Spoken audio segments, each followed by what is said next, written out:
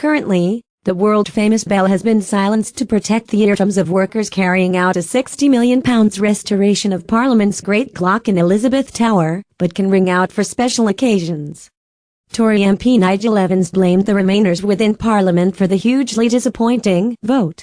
He said, "This is people pretending we are not leaving. We are." And leading pro-Brexit Tory Jacob Rees-Mogg said, "It just shows the Commons authorities have no imagination. We will still leave the EU whether Big Ben bongs or not. It just shows the Commons authorities have no imagination.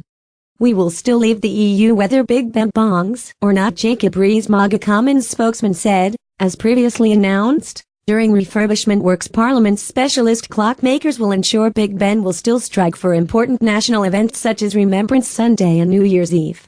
The government has set 11 p.m. midnight on the continent, on March 29, 2019 as the date for Britain to formally leave the EU.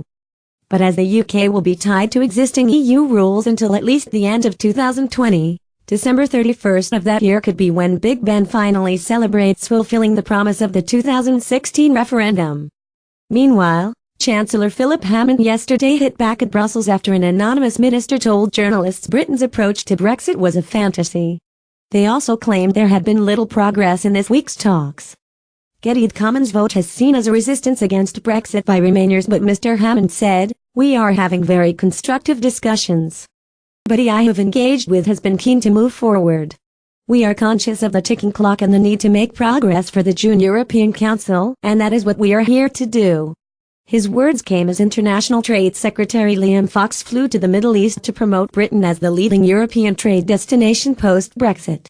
On a 3-day visit to Bahrain and the United Arab Emirates, Dr. Fox will meet foreign investors to discuss nearly 70 British projects worth £30 billion. He said, "The UK is in a great position to trade with the world, creating jobs and prosperity.